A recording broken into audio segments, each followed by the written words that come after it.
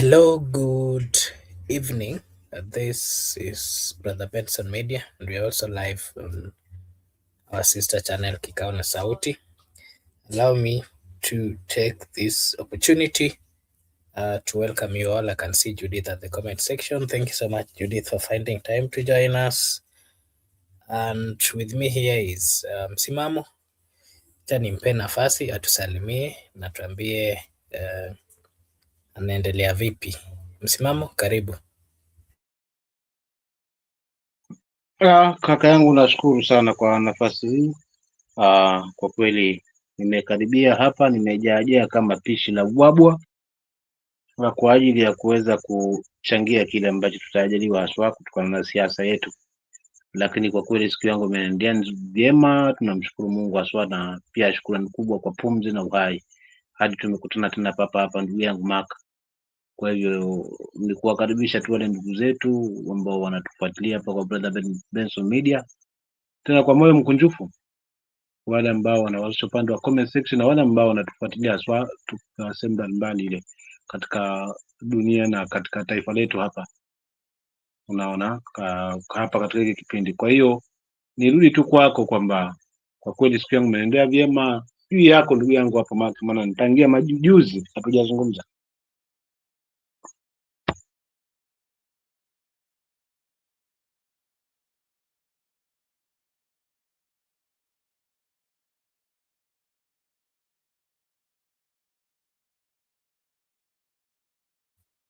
Oh, sorry, I was muted. Okay, thank you so much, Bwana Msimamo. Allow me to acknowledge the presence of Laban. Thank you so much, Laban. Thank you so much, Judith. I can as well see Brenda. Thank you so much for finding time to join us this evening.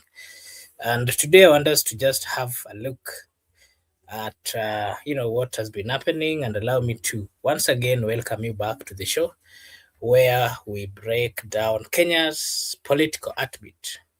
Tonight, we are tackling the succession battle within ODM, President Ruto's Bungoma strategy, where he was telling the people of Bungoma that he is planning to change Bungoma, and very soon Bungoma will look like Nairobi. There's also the issues to do with grassroots credibility, and there is, of course, Gachagua's UK diplomacy. We have the fuel crisis in the Republic of Kenya, and of course, the planned demonstration tomorrow. We also have, the movements like Linda Mwananchi continuing their politics, the politics of the day. Those are part of what we want to have a look at this evening. And just to start by Bwana Msimamo, I would like to start with the planned demonstration that is coming tomorrow. And here is the issue: the high fuel prices and, of course, the planned demonstration. So the fuel prices in Kenya have surged again, driven by the global oil volatility, things to do with taxation and currency depreciation. Transport operators, traders, and of course the ordinary citizens of the Republic of Kenya are feeling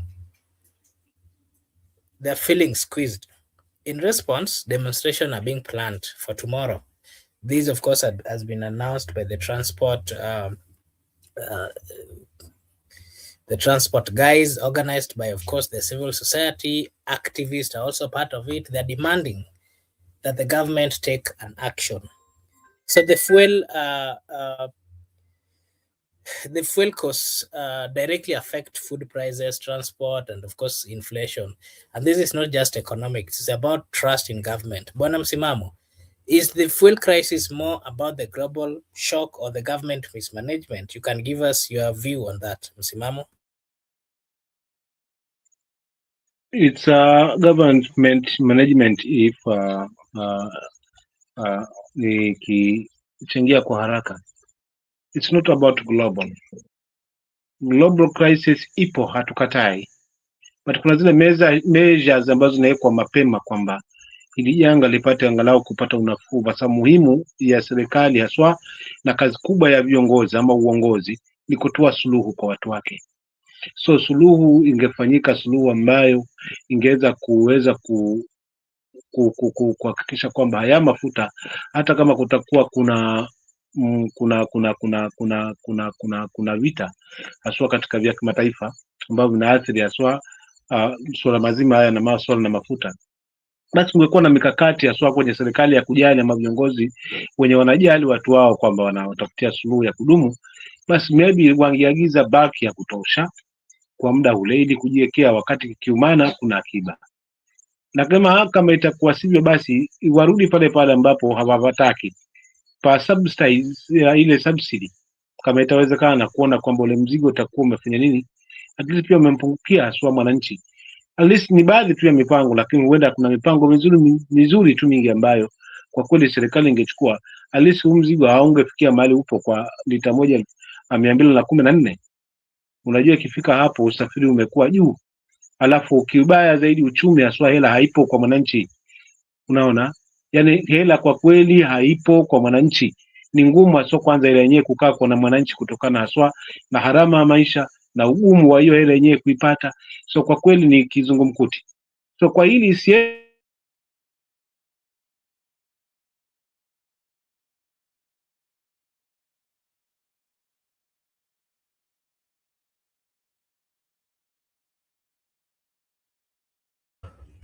Bwana Msimamo, I don't know whether you are there. Allow me to as well acknowledge the presence of Iho. Thank you so much for finding time to join us. And, we are just having a view, our different views on the issue of the planned demonstration that is supposed to be happening tomorrow. And this, of course, has been called by, the people within the transport sector, together with some activists and interested parties.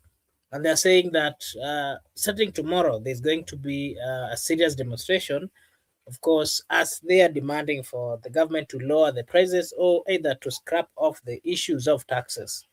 Currently, what we are seeing in the Republic of Kenya is that Kenya is selling its fuel the higher, I mean, at the highest compared to the regions around East Africa.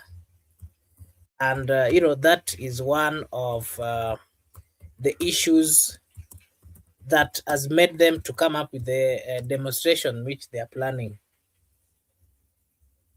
So people are giving their views, and we are waiting to see. We are waiting to see what is going to happen tomorrow. As majority of people are promising that they will get to they will get to the roads as a way of reminding the government that they cannot afford the rise in the prices. And just to give a clarification, currently in Kenya, super petrol is selling at 214, while diesel is selling at 243 Kenya shillings, which is the highest in East Africa. In East Africa, April raised this sharply on 14th. If you go to Uganda, 1 liter of super petrol is 180 shillings, while diesel is 175. 175, much lower than Kenya. Of course, it is also can say that it's stable compared to the regional peers. In Tanzania, super petrol is 205, while diesel is 211. Prices of Rwanda are 259 for super petrol, while diesel is 194. In Ethiopia, it is 138 per liter and 140 49 per liter, which is of course the lowest. So there's this issue of people giving their opinion. Why is it that Uganda is a landlocked country, Rwanda is a landlocked country, but you find that the coast in Uganda or in Rwanda is slightly lower than what is here in Kenya? But again, the issue that if you hear the government representatives, they're saying that it is because the Kenyan economy is far much ahead than the countries around East Africa. So the question that is coming here is why is it that the Kenyan fuel prices are so high to an extent that even those countries that get their fuel through Kenya, you find that their fuel prices are slightly lower. And the people of Kenya wants to know what the government is doing. The other day, if you can remember, the cabinet secretary in charge of energy, Opiyo Wandayi, he had gone to the parliament and he did promise the people of Kenya that the issue of fuel shortage and of course the pricing was going to to decline. It is unfortunate that that same week within some petrol stations within Nairobi there was no fuel. It was very scarce. And people started asking again, why is it that the cabinet in charge of energy is giving a different version? But again, this, of course, came with a lot of shocker to the people of Kenya. They expected the fuel prices to be reduced. But what they are seeing today is a sharp increase, something that has increased the prices of food, the prices of, just movement around. And, people are asking, where are we then headed as a people, I mean, as a country, if if there's too much in terms of the amount of money that they're spending. Look at the issues to do with the food prices. It has of course increased. The issues of transport fares, it has increased. The inflation, it has increased. So Kenyans are worried and they're asking questions. Do we have a government? Is it an issue of mismanagement within the government, or what exactly is happening? These are some of the questions, and allow me to just read some comments here. I can see Laban is saying, let all go to Stretamus. It will be a good demonstration, not far away from the source of the problem. Okay, that is your take, Bwana Laban. But the only question again, you Laban, as a supporter of this government, you can also explain to us why the fuel in Kenya is high, while the fuel in regions like Uganda is slightly lower. So allow me to just you can just give us your version as well, Bwana Laban.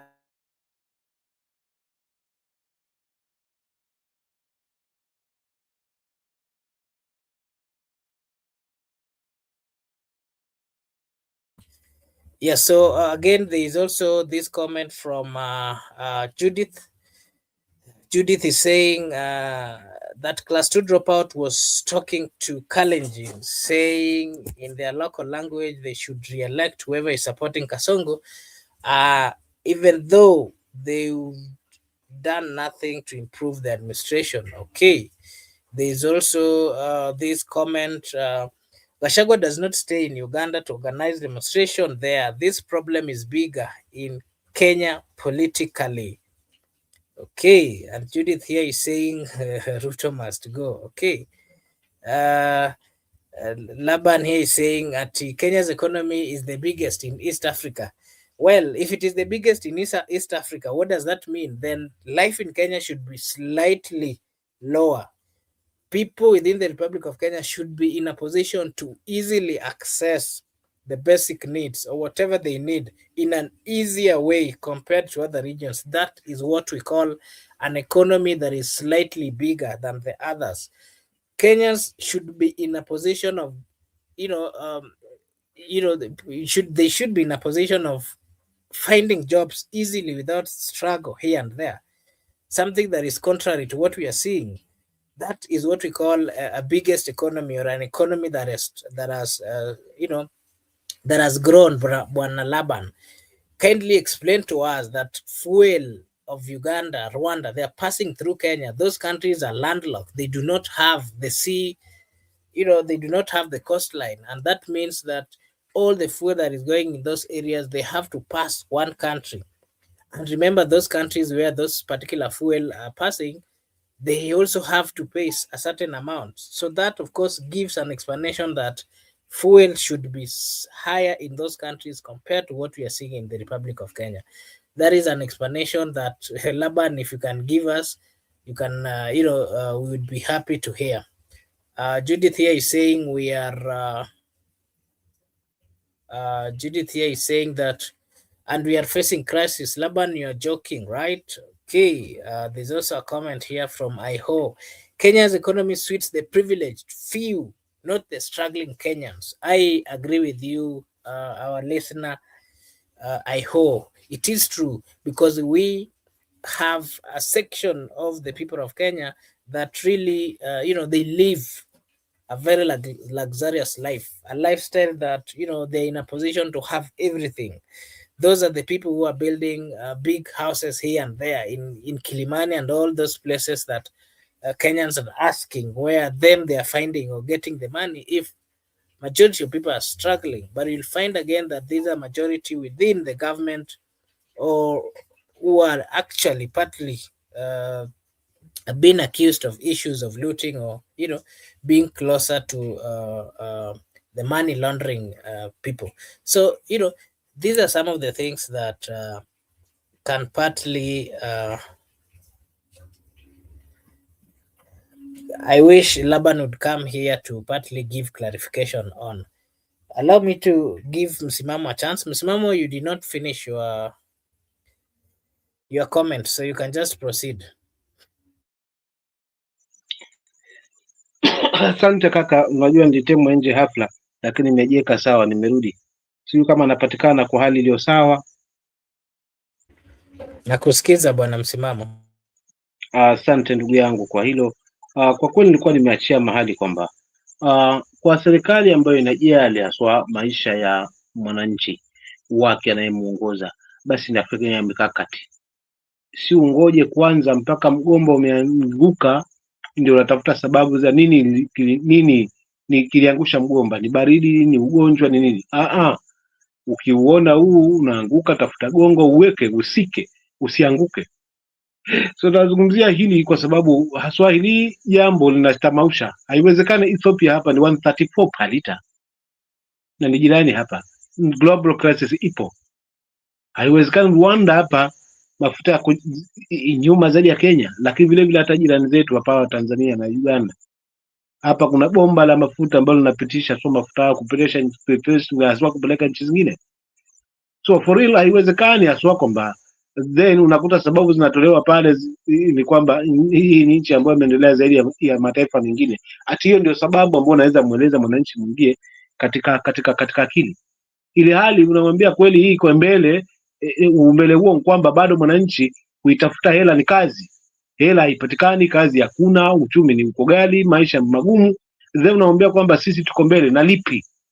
So kwa kweli hili mimi siwezi ngaliweka kwamba ni sababu ya vita vya global.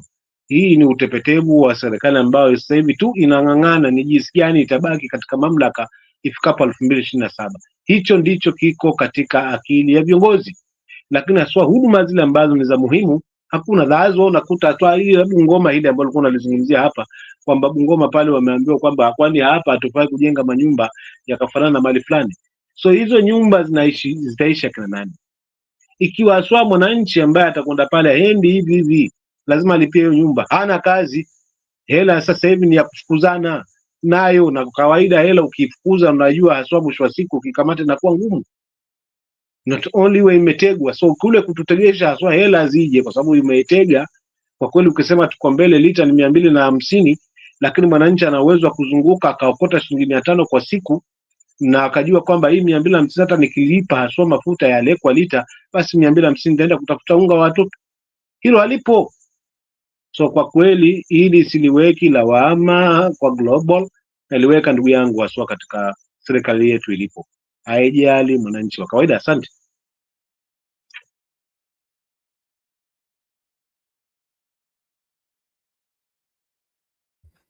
Okay, thank you, Bwana Msimamo. Allow me to, you can just give your comments, Bwana Msimamo, on, I can see Laban here is saying, I don't know whether you've seen the comments of Laban. You can just give us your view before we move to the next topic. Bwana Msimamo. Laban asitudanganye peupe hapa, kwa sababu hakuna 2013 alikuwepo katika serikali, 2017 alikuwepo ndani ya serikali, 2022 up to now yuko ndani ya serikali.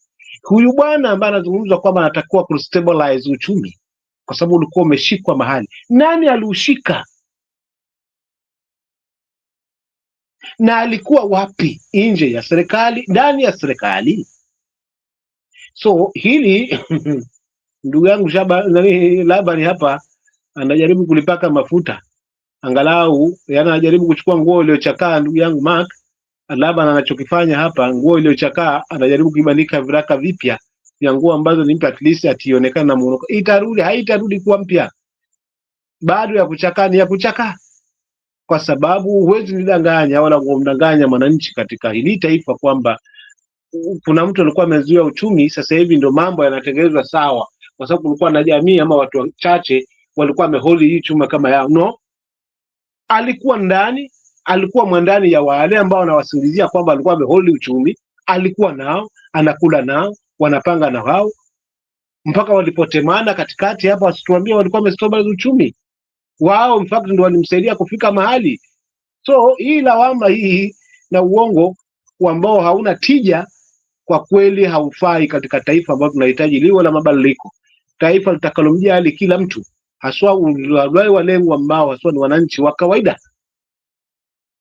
Hatima yao wasitumike tu kama kanga wenye chongo kufukulia wenye macho, yani wanatumika wakati kama huu, wakati wa kwenda kwa kura, then wakimaliza hilo wao wamemaliza, wengine wanapanga kina nani watapagi hapa, nani atakaa hapa, rafiki nani atakuwa hapa. That's not a country tunahitaji. Ndugu yangu Laban, mimi nafikiri nitamjibu Laban katika hiyo hali, aniambie kwamba so huyu ambaye anamwambia kwamba sasa hivi hajaje kusema uchumi alikuwa wapi kama since 2013 na hata before 2013 alikuwa wapi? Na je, aliwajibika kwa lipi ambalo tuliona kwamba amewajibika kuweza kuhakikisha kwamba anawakwamisha haswa hawa ambao walibana uchumi? So isichukuliwe kwamba kwa mamlaka basi ndio anaweza fanya chochote kile ambacho ati kulikuwa kimekwama wakati alikuwa hapo ndani. Maka mimi nitamjibu katika hiyo hali. Asante.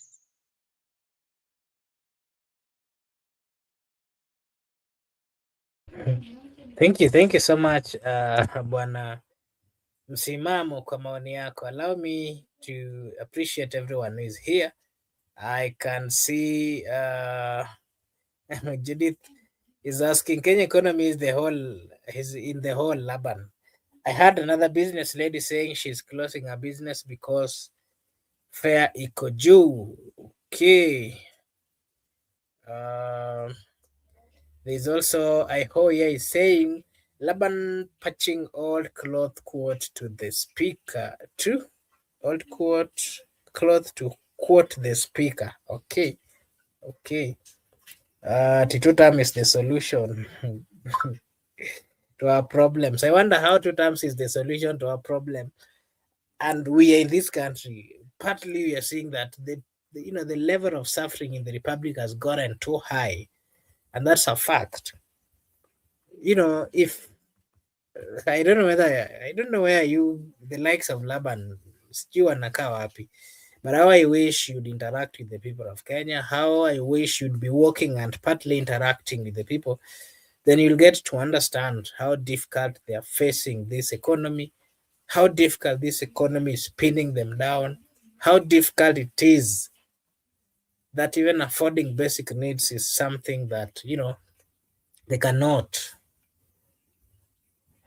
Yeah, so it's discerning. It's I don't know how to even put it. But anyway, let's get to the next conversation over here, which partly, of course, has been causing a lot.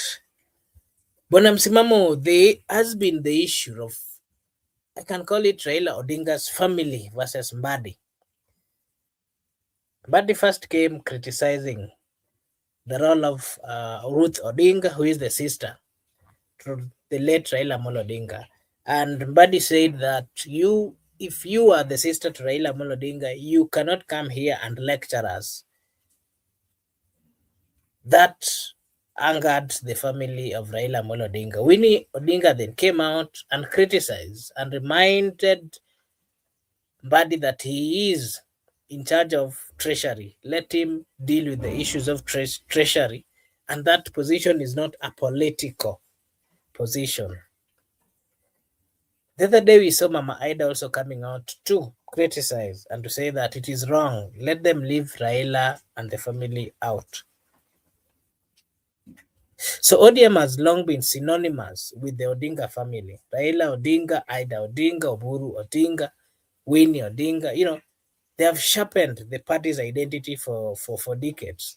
But now, ODM, the former ODM chair, who is actually currently the cabinet secretary in charge of treasury, is increasingly clashing with the Odinga camp. His positioning suggests he wants to be seen as a credible alternative, especially as with Raila's absence, he is coming as a future candidacy, and he is actually coming out to, from how he speaks, like he wants to take over from Raila where Raila left. And this raises questions. Is ODM ready to evolve beyond the family dominance, or is Mbadi simply angling for succession? Because if you saw him speaking, he was very particular. He's saying that let people not think that they cannot lead the country. They are there and they can do it. So Bwana Msimamo, with the remarks of Mama Ida, Winnie, Ruth Odinga, and of course with the remarks of John Mbadi and what he said, today, I saw the first Nairobi governor, Evans Kidero, also criticizing Badi, telling him that he should respect the ants that fed him, that it is because of the late Raila that he is where he is today, and therefore he should respect that family. What are your views, Bwana Msimamo?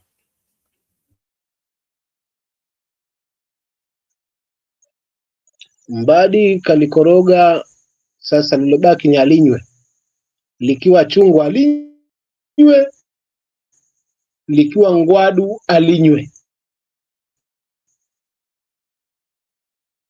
Kwa nini nasema hivyo?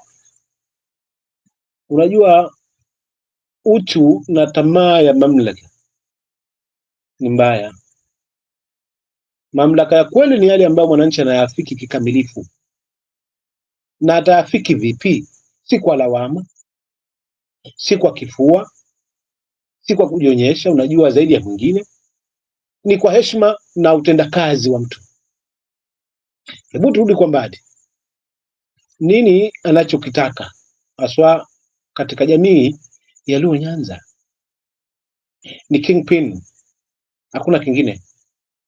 Pili, ananipa ukakasi ndani ya moyo wangu mie kama Msimamo, kwa kuwa anaielewa katiba fika haswa inatutakia nini haswa kama wananchi wa hili taifa, maana huu ndio mwongozo wetu. Katika doketi alionayo ya CS, kupashi kuungana kufungamana na masuala ya siasa moja kwa moja. Nao hebu turudi kwa Mbadi. Tangia mazishi ya mzee, uchungu ule wa machozi ya mamba, sasa hivi anajionyesha live kwamba yalikuwa ni machozi ya mamba. Kwa maana uwezo ukasema sasa tutamuuliza nini, na mtu ni marehemu miezi 6 ndani ya kaburi. Hatuwezi mleta hapa tukamwambia huyu alisema hivi na huyu alisema hivi. Haiwezekani, kwa maana legacy ambayo yeye anayeamini ya ODM mpaka sasa hivi, mwanzilishi na muasisi, mtunza kwa hiyo miaka ni mwenda zake Raila. Lakini pia bado ni mapema, kidonda kingali kibichi hiki. Jamani, kwa kweli huku ni kutafuta madaraka na mamlaka ya lazima na kuwapatosha haswa waja kwa kuwatumia kama ngao. Ni kitu ambacho mimi kwangu kama Msimamo kinanikera mno. Haijalishi hadhi yangu, haijalishi ni bahati, nitazungumza ile ambayo naona kwangu ndio kweli. Kwa maana ikiwa ni kupewa madaraka, basi wananchi wa Nyanza wana uwezo huo, watampa kutokana wenyewe, hata watamappoint kutokana na matendo, lakini si kelele, si kuwatangazia injili on daily basis. Muda wa injili kutoka waanze mpaka sasa hivi mbali mno. Hivyo basi na maana ndani ya hii familia hawafungamani na kile ambacho Mbadi anakiamini cha power.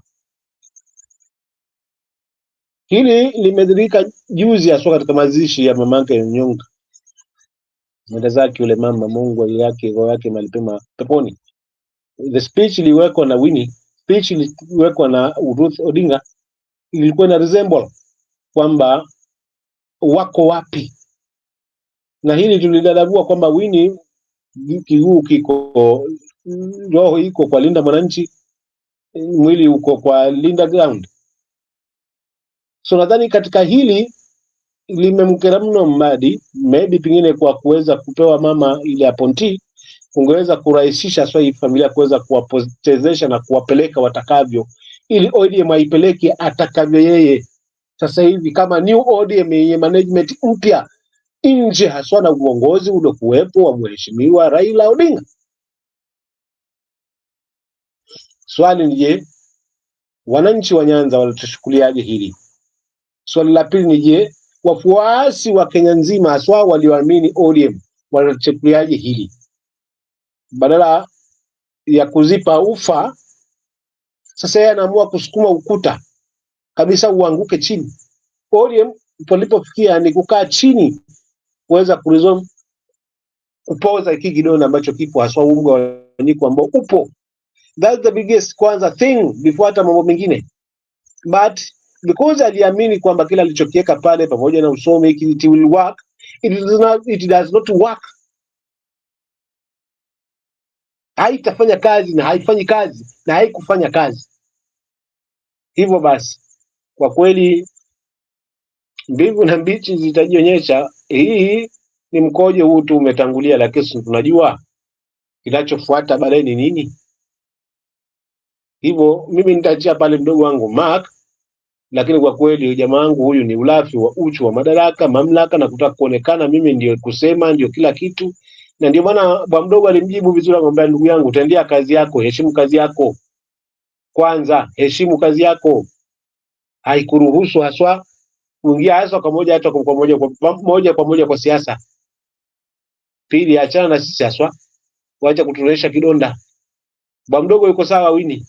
Alafu amepiga speech nyingine ambayo ni babu kubwa kuonekana kwamba uongozi maji yanafuata mkondo wake. Huyu chepukizi akipikwa vizuri, akiwa mentored vizuri, she is a good leader. She is a good leader. Nitachia hapo kakaangu Mark kwa hili, asante.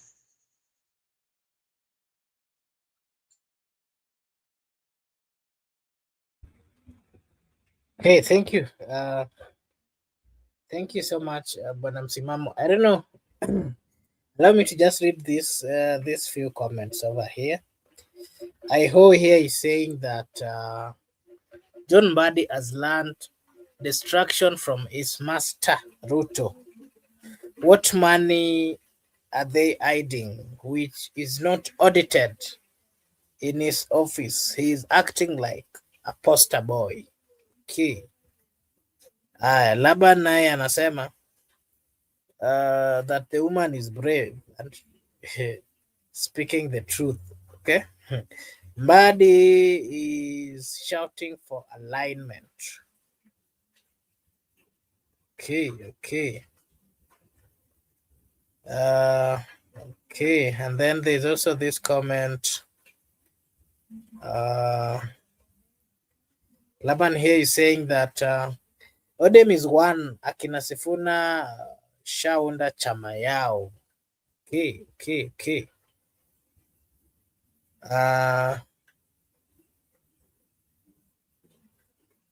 Okay, thank you so much.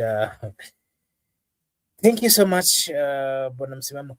On the same, if if you saw how Mbadi is speaking and the kind of tone that he is using, Bwana Msimamo, you are a supporter of ODM for quite a long time. What makes you think that Mbadi now at this particular moment can come out and then start criticizing a family that stood with him? And again, if you can remember some few years when he wanted to be governor and then, he failed, and then it is ODM that nominated him.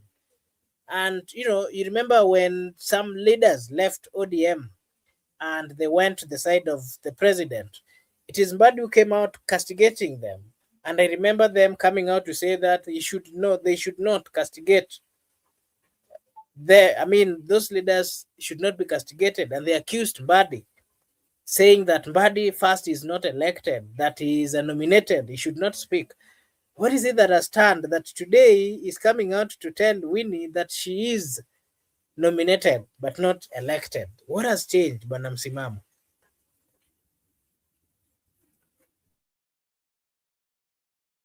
Unajua mdogo wangu kakangu Mark, kuna rafiki wa sampuli mbili hapa. Kuna yule rafiki anayepika kwake na wewe unapika kwako, alafu nyote mnakutana mahali pamoja.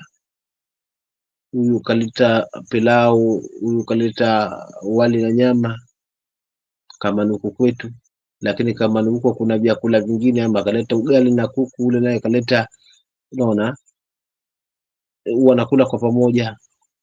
Lakini pia kuna rafiki wa pili ambao ni ule wa kwamba unakula cha kwako, Msimamo anakula cha kwake, lakini ikianguka shida nyote mnasahau kwamba huyu anakula kwake na huyu anakula kwake, nyote mnaangalia shida ile ambayo imeweza kutokea, basi mnakabiliana nayo. Mfano, mimi nikiumwa, basi unahakikisha kwamba Msimamo amepata matibabu, ameenda hospitali na amerudi katika hali yake ya usawa. Mark ukiumwa vile vile, Msimamo naye halali na hakikisha kwamba ndugu yake Mark hakikisha kwamba ameenda juu chini pamoja naye mpaka hakikisha kwamba amesimama. So inategemea hawa marafiki hawa wawili ambao nimeweka katika sampuli. Mbadi yuko katika fungu lipi wakati wakiwa ODM? Je, alikuwa rafiki kwa sababu akipika na yule akipika meza ni moja, watu wanakula, ama alikuwa ni rafiki ya kwamba akiumwa haswa mwenzake basi yuko tayari kuweza kusimama? Na namaanisha, je, chama kama kilipo, je, anaweza simama nacho kikamilifu katika misingi ambayo ilijengwa haswa na ikawa inaaminika katika ile taifa? Maana mahali anapolilia mimi nashangaa sana sana sana. Mikutano hii miwili ya Linda Ground, Linda Mwananchi, tuliiona sisi wenyewe wananchi, na kwa macho yetu na kwa mitazamo yetu tuliona ni wapi ODM halisi ipo, wapi kuko na wananchi ambao kwa kweli hawahitaji maringo mengi, hawahitaji kupangwa pangwa kwingi, hawahitaji hata kofia za ODM. Wao wanatoka kwa ajili ya viongozi, ile trust kwa viongozi wao. Nao turudi katika Linda Ground, tuliwaona licha ya mbwembwe, mikutano, kupambwa, lakini mwisho wa siku walipigwa na moto, akiwemo Aswaye Mbadi mwenyewe. So badala ya kwamba Mbadi arudi, wakae sasa na tofauti zao kwamba hii chama ni yetu wote na tuna wafuasi walio wengi katika ile taifa ambao wanakitegemea sasa hivi, kwa sababu tumeondokewa na kiongozi wetu. Sasa tufanyeje? Lete maoni yako, lete maoni yako, lete maoni yako, lete maoni yako. Sasa haya maoni wacha tuyachambue. Ikiwa ni uongozi, wacha tuingie katika uchaguzi, wananchi waamue, maana hiki ni chama cha wananchi, si cha viongozi. Viongozi wapo tu pale kuongoza, lakini bila wananchi hakuna chama, ama bila wanachama hakuna chama kabisa. So wananchi ndio wanachama wa ODM. Wacha waamue nani atakuwa party leader, nani atakuwa deputy party leader, nani atakuwa SG. Mwisho wa siku nyumba imekamilika, nao wanarudi. Je, wapi tutaunga mkono? Je, tutaunga mkono united opposition ama tutaendelea na azma yetu kwamba we have been in opposition for long, now it's our time to be in government or to form government or to be part of that government? Ndio mnarudi katika hili. So wakiamua kwamba wanaenda kwa kuungana na UDA, wote sauti ni moja, ili kuibakisha swa wasia ule wa ODM, lakini vile vile kulinda swa kujenga ukuta kwa vyama vingine kuweza kuingilia ngome zao na wafuasi wao ili visipate upenyo. Lakini najiuliza, katika kelele wanazozipiga hizi za kugombana na familia ya Raila Odinga, inasaidia wapi chama kuweza kuimarika?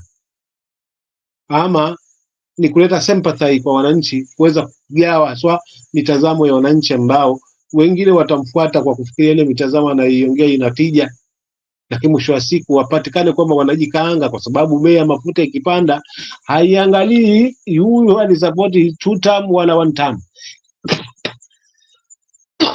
Sorry. Haiangalii 1 term wala haiangalii 2 term, inamwingilia mwananchi yoyote yule. So katika hii hali kwa kweli mimi nashangaa sana, baada anataka kuelekeza ODM wapi, ikiwa anaingiliana haswa hata na familia ya ODM. Inasaidia wapi chama, kaka yangu? Badala ya kukaa chini kwenye meza kuangalia tofauti na kukubaliana kikamilifu. Lete Sifuna hapo, lete mzee Nyang'nyongo hapo, lete Orengo hapo, lete Utende Amolo hapo, lete viongozi wote wale wapo, wao walinda mwananchi, linda ground, changanya hapo. Jamani, tumeondokewa, tufanye nini? Tunusuru chama, kwa sababu tumewaona hawa jamaa zetu dalili ya walizo, kwa sababu mwisho wa siku nakuhakikishia UDS wapuzi kwamba ati hivi tunavyoona wanakaanga, wengine watakaanga ODM, kwa sababu always mwenzako akinyolewa chako utia maji. ODM kama ni kupewa atapangiwa wapi, watasimamisha. Na sidhani kama hilo Mbadi ndo analotaka, ndilo bwana analihitaji, kwa sababu tumeona tayari mwanzo wa uchu na ulafi wa UDA na jinsi ambao wamejipanga haswa kuhakikisha kwamba kwa kila chaguzi wao ndio wanaibuka mshindi. So wasicheke tu Kimba, ngoja wasicheke tu, yani mguruto ule, uangalie haswa kile kilicho haswa sababisha mguruto kini nini. Mimi nitaachia pale mdogo wangu, kwa sababu ndugu yangu bado anajikaanga yeye na mafuta yake kama pweza. Maana mwisho wa siku akumbuke ni uongozi huu utapita. Je, legacy yake itakwenda wapi? Heshima yake itakwenda wapi? Je, itaishia kwamba hawa ndio waliweza kufurahikia kuondoka kwa baba ili wapate nafasi ya uongozi? Hili halioni. Nitaachia pale ndugu yangu, mimi mdogo wangu Maki, kwa sababu kuna mengi ya kuzungumza, lakini sie wengine wanyonge tukizungumza sana haswa tunaambiwa ila tabia tupate sauti zetu juu, hatutaangalia hadhi yetu, kwa sababu kama nkufuatwa tufuateni huku mashamba, tuje tuangalie hata mafuriko yaliyo, but tutazungumza kilicho kweli bila kuogopa. Asante. Okay, thank you so much, and appreciate your comments. Yeah, so we are waiting to see how it's going to turn, how it's going to change. But msimamo ukirudi, I want to ask you another question, lakini ukirudi utaanza na hii, just your version or your way of understanding the constitution. Does the constitution of the Republic of Kenya allows a cabinet secretary to be involving themselves in the local politics, actively giving their political views? Are they allowed? You'll give us your take on that. But now I want us to have a discussion, on Gachagua's UK tour. The former Deputy President Rigathi Gachagua is on a tour in the UK, meeting diaspora groups, business leaders, and officials. He framed it as strengthening Kenya's ties abroad. But critics argue it is more about personal branding than a national interest. Diaspora community are influential, as you know. They are sending billions in remittance annually. Engaging them is both, of course, something of diplomatic and also political strategy. But I saw a good friend I hold here also saying that I'm a bit disappointed with Gachagua traveling to London for fundraising while there is a huge demonstration tomorrow. Yeah, again, that is also part of what some people are asking. We saw him asking for the funding for the whole Kalau parliamentary seat, which we are waiting to see or to go. They're waiting to go for by-election soon. So, Msimamo, in your own way, what is your view about this Gashagua's tour? And as well, you can combine it with, is in that tour with the senator of Nyandarua, Bwana Methu.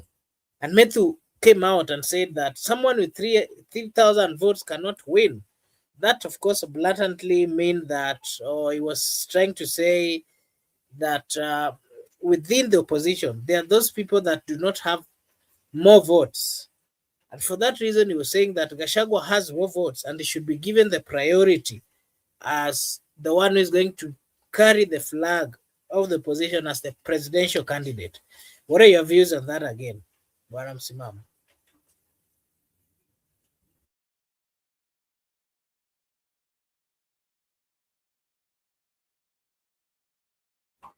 Msimamo?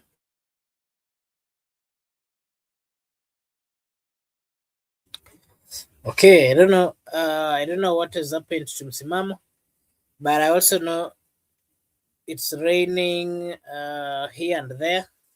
Probably he's having a problem with his internet. But let me just give my view. Rigathi Gachagua is, of course, I can call him a politician who is also struggling of trying to find his roots. Him going to UK, to me, it is a way of rebranding. It is a way of reminding the people that he's still available and is still strong politically. And it is also a way of him just getting there to look for financial support. We understand that the diaspora has always assisted, whether it is the citizens back home, whether it is political events. We've seen even diaspora doing what we call financing the elections, I mean, campaigns for certain politicians. So to me, I think that is partly what he's looking for, but he's also trying to just rebrand as a way of coming back or maintaining his political dominance that is coming out to be consistent. And it is also a way of just partly taking a break from the republic and getting to the other side to just refresh politically and to gain or to acquire more knowledge. So I think that is what I can say. But if you heard the comments of Senator Methu, I think him is a spanner boy of Rigathi Gachagua and is coming out to simply stand firm as well for his boss. He's simply trying to remind the people within opposition that Gachagua still has a chance.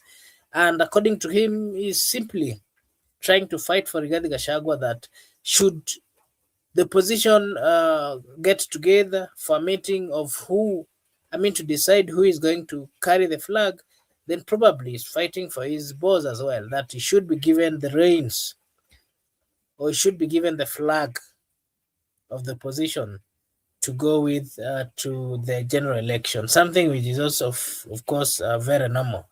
I hear you saying Gachagua said that he won't stand if given the opportunity, but the other seven leaders will also be considered if they have enough votes than him. Yeah, so I think that is partly what Senator Methu was trying to imply.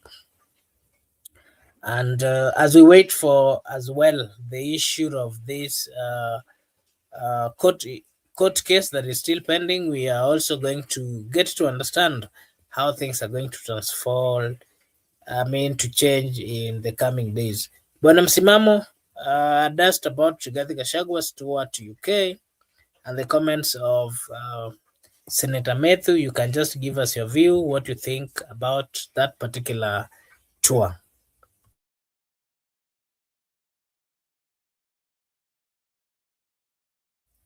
Msimamo? Asante. Umezungumza awali pale ngapata kama mtibuliwa kwamba mbona anajivutia kwa zaidi wa Kenya. Kama umezungumza hivyo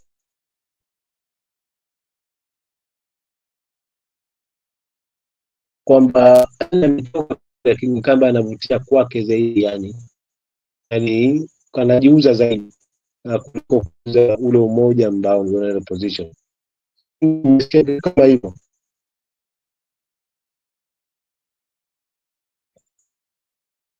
Kuna Na kusikiza, proceed. Ni vile tu sijui ni internet yako iko very strong enough, lakini we can hear you, proceed.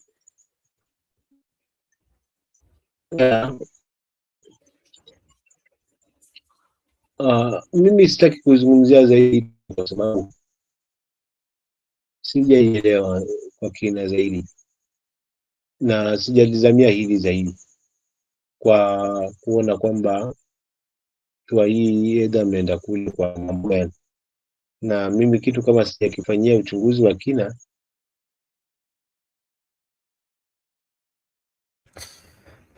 Okay, thank you, thank you. I can see Laban here is saying Mr. Shears going for begging mission.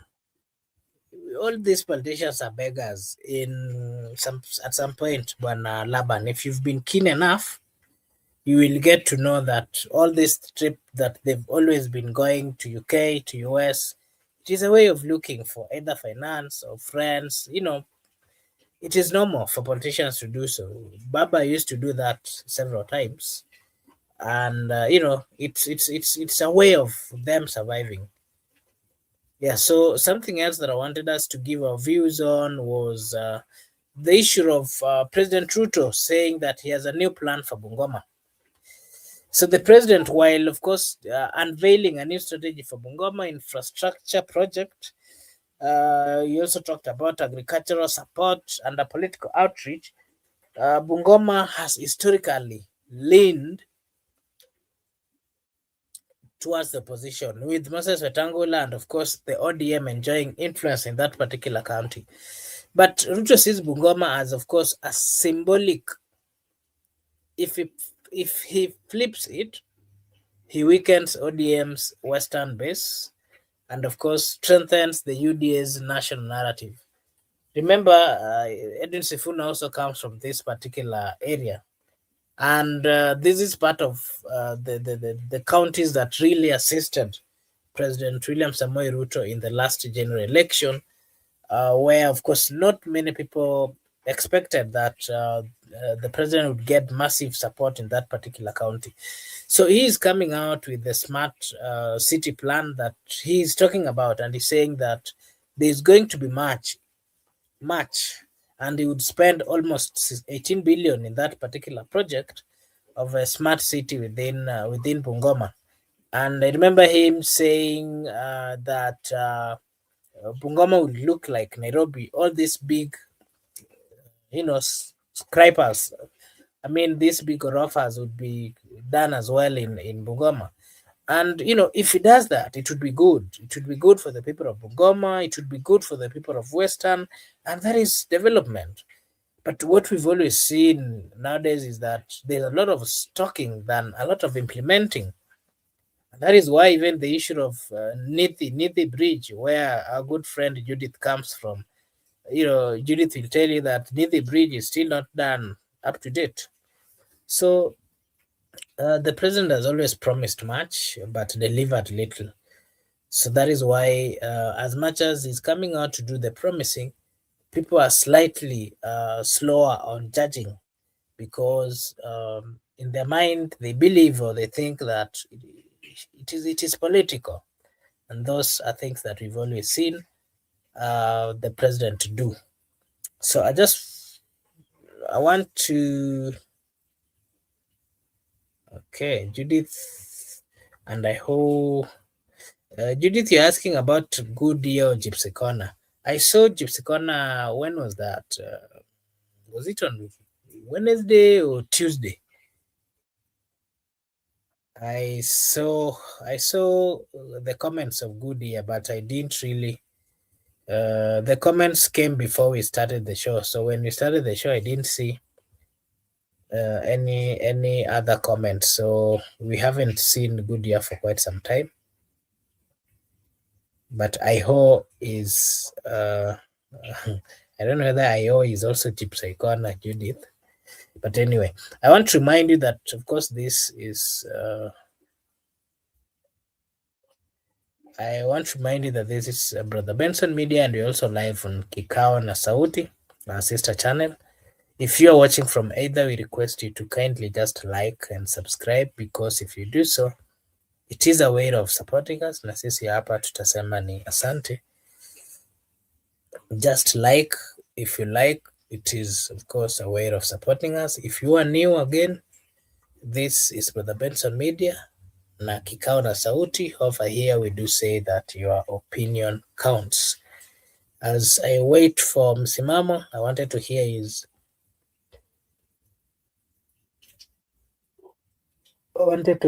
take, but it seems he's having a problem with his internet.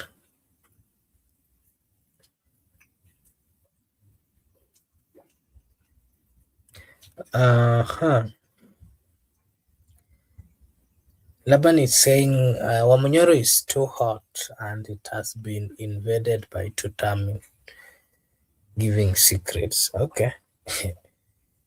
Bwana Tutam Laban Sian.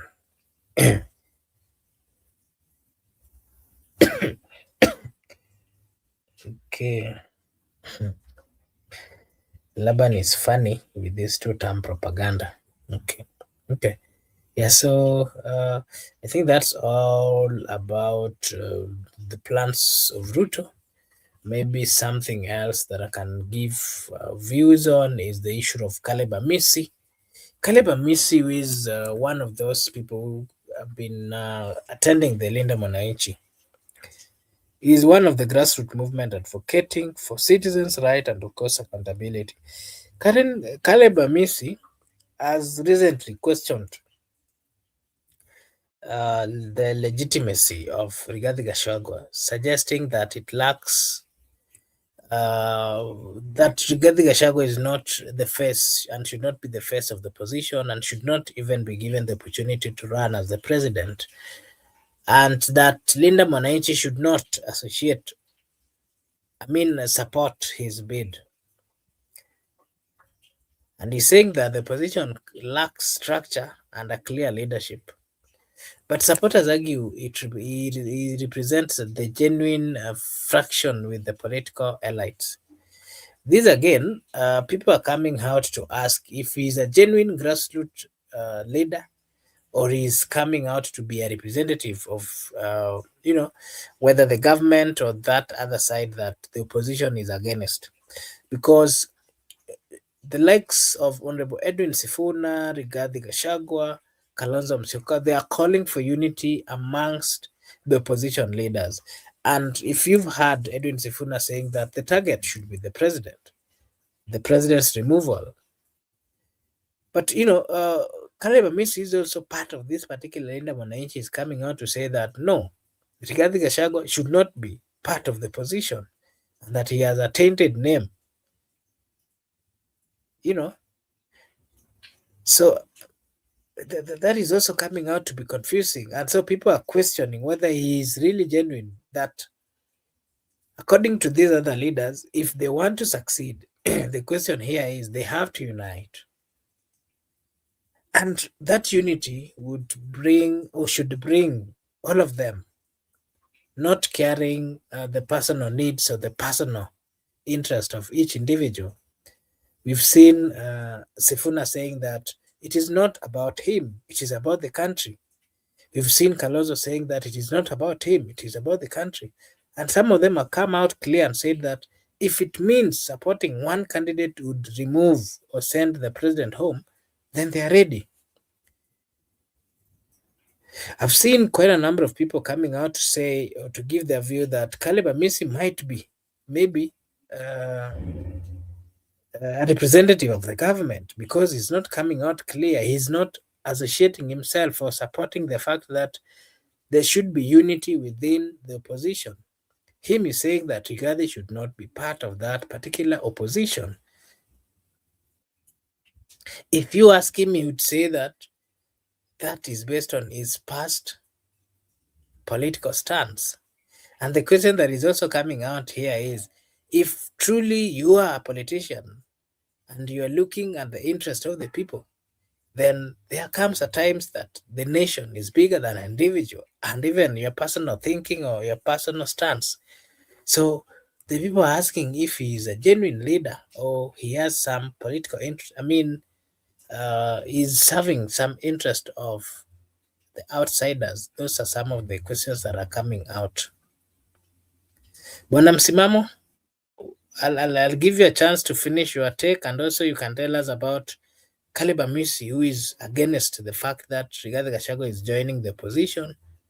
he's saying that he should not, based on his past political stance. Msimamo. And again, he's saying that the only presidential candidate the opposition should have is Edwin Sifuna, but not any other person. Msimamo?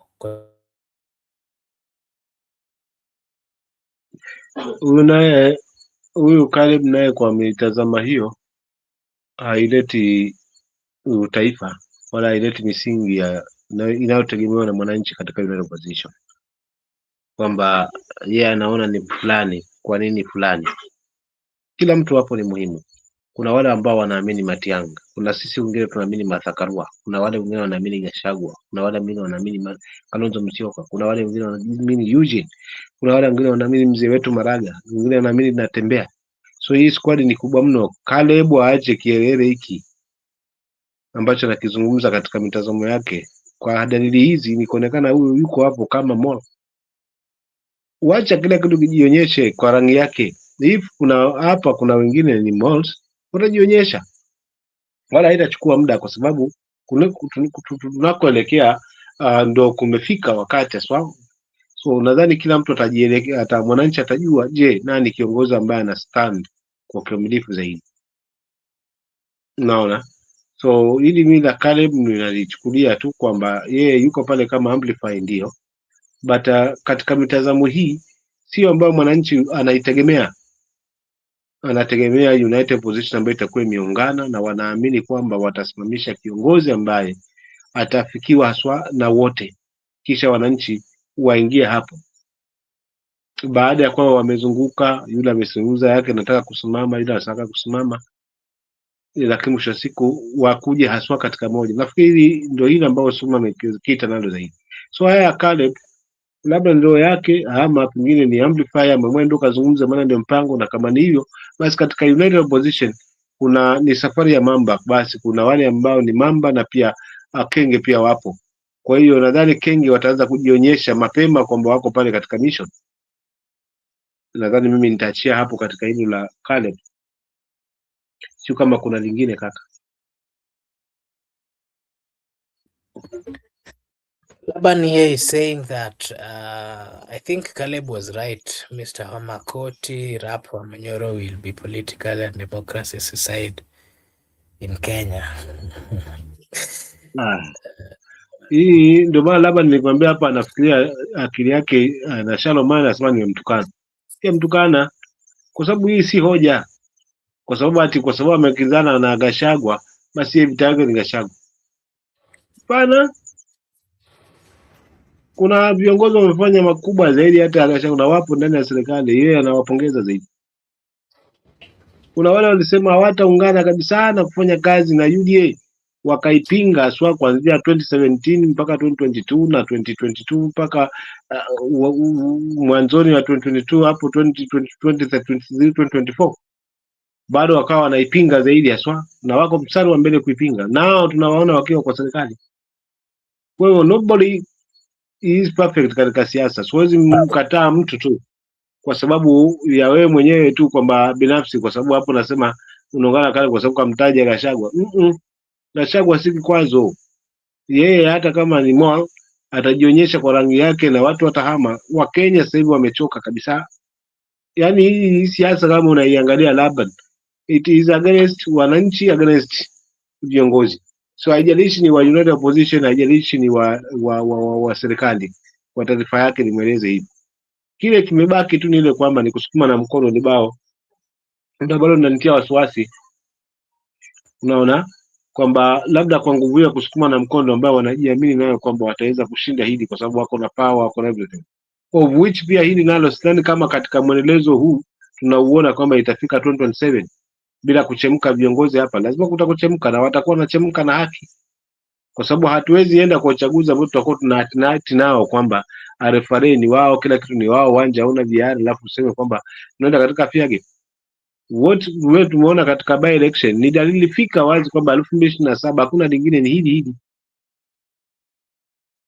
Unaona? Ni hili ambalo limezungumzwa. Mwisho wa siku mwananchi hapa ndio atakaye kuwa mwamuzi wa kweli before hiyo wakati, kwa sababu hatutabebeshwa mzigo ambao au unalemea kisha tukikimbia huko mbele IBC ile tukinyima, tukimbia kwa mahakama nako pia tunadunda, hatutarudia hivyo viatu vya kila siku, so hatutapelekwa katika hivyo viatu vya kila siku.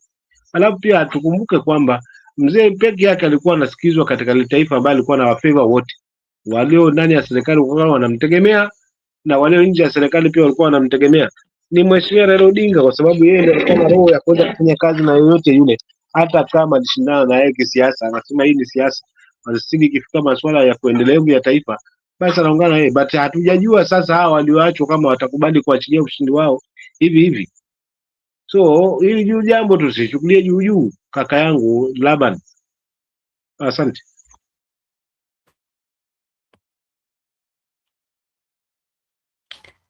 Okay. Thank you so much, Bwana Msimamo, for your take.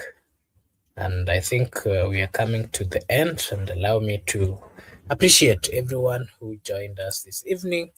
We really appreciate your time, your support, and always being there for us. We don't take it for granted. We are so much grateful for your continued support by watching us, by liking, by being there, by giving us your view, by giving us your comment. It is something that we really appreciate so much. And allow me to just read this comment here. When the opposition is going to unveil their leadership contender, we need to know. Yes, I remember Edwin Sifuna saying that if they're going to do so, they should involve the people. And the people should be there to give their opinion and their views before they make that particular statement. Alafu nimkumbushe huyu Loli anajitaje huyu anaandika hii comment kwamba Awoi, when the opposition is going to unveil their leadership contender, we need to know. Well, lakini tumekuwa tukiwa na hii system tangia awali ya kuweza kutangaza mapema mgombezi wetu. One, kuna copy paste even manifesto. We saw it by the time Azimio wakati ule wametoa manifesto yao, yule walienda wakatengeneza yao Kenya Kwanza, inawiana aswa, inapishana kidogo ili kuweza kukinzana zaidi. Ni mfano mdogo tu shalo tu ambao nimeweka, lakini kuna umuhimu pia aswa wa kwanza kuchanganya mawazo ya naenda na yeye aswa katika vita. Kwa hivyo atakuwa hajui ni Kalonzo, hajui ni nani anakuja nani, so atakuwa ile huwa na counterpart inakuwa ni ngumu, kwa sababu sema leo na mwandama au kesho anaonekana kwamba Sifuna ndio yuko mbele. So hii at least inamkanganya zaidi yule ambaye wanashindana naye ambayo ni serikali. So mimi sioni haja kwamba tuwe na haraka ya goti, na wakati goti si lile ambalo litafanya maneno. Asante.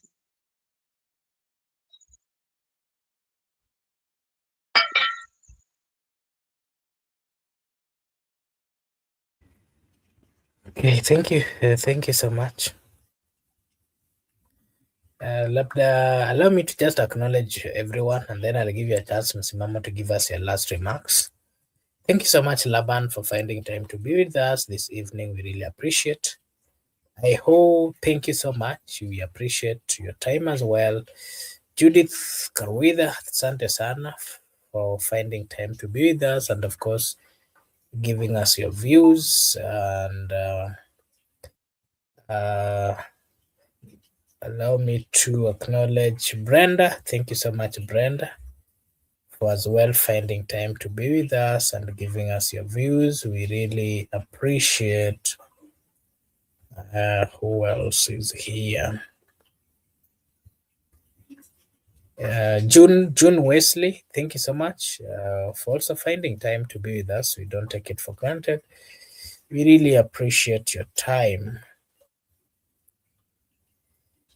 Ahoya is saying we need to know to start the vetting. They are not girlfriend to be hidden. What does that mean? Kwani girlfriends are normally hidden or what? I mean, okay, so you'll give us that view. This is Africa and Africa is our business. Bwana Msimamo, I'll give you a chance so that you can give us your final remarks before we call it a day.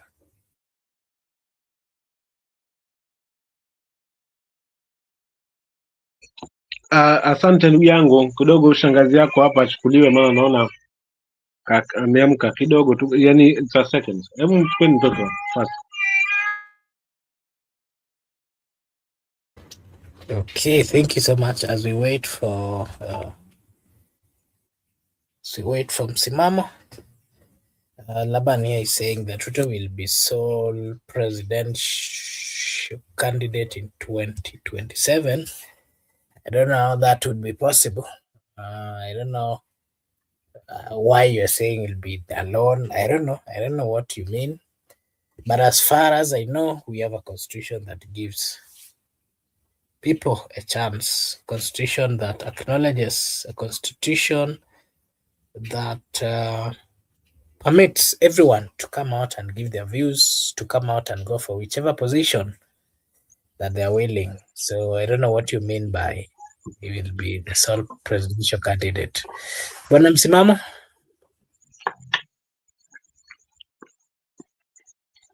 Asante tena Mark. Mimi jambo langu la mwisho ni kwamba haki siku zote haizami, haki huolea, na taifa hili ili turudi katika hali ya uhalisia, basi ni kutendea kila kitu haki: katiba haki, sheria haki, chaguzi haki. Haya maneno ya kuganda mahali kwa sababu una nguvu unaweza fanya chochote kile, yamepitwa na wakati. Maana la kushindwa ni la kushindwa tu, hata ukilibambanya, yani la kuvunda halina ubani. Maana hata ukilibandika ubani bado si la kuvunda, litavunda tu vile vile. Kwa maana hiyo, uongozi ni tajriba ya mtu. Kuna yule amejaliwa kauli tu, kuzungumza maneno kushaka, lakini akija katika utendakazi hayupo. Kwa hiyo ni kupishana vijiti, na kuna yule ambaye amenyimwa maneno aswa kidogo, lakini akija katika masuala ya utendakazi anafanya kazi yake katika hali ya usawa, kwa kujali haswa wale wanaoongoza. Hivyo basi hali yangu ni kwamba haswa tuna kazi, maana sasa hivi tumefungwa kamba wananchi katikati. Upinzani wanatuvuta, serikali nayo pia inatuvuta. Lakini je, ni upande gani ambao tutaanguka tuwe na badiliko ya kweli ambayo tutajivunia kwamba ni taifa ambalo haswa linajitengenezea uchumi wake lenyewe kwa kutunza rasilimali, kwa kufunga mianya ya wafisadi, kwa kuhakikisha kwamba katiba inafuatwa kikamilifu? Je, ni upande gani? Hilo jibu mimi nawaachia wenzangu wale kwa comment section, ambao nitawashukuru wakiongezwa na dangu Judith. Lakini pia nimshukuru ndugu yangu Ambavuni, hapa ni uhasimu tu wa kisiasa, yeye yuko tuta, mimi niko one tap, lakini mwisho wa siku ni ndugu yangu Ambavuni. Kwa hiyo kukosana kwa maneno katika siasa si kukosana mimi na Laban.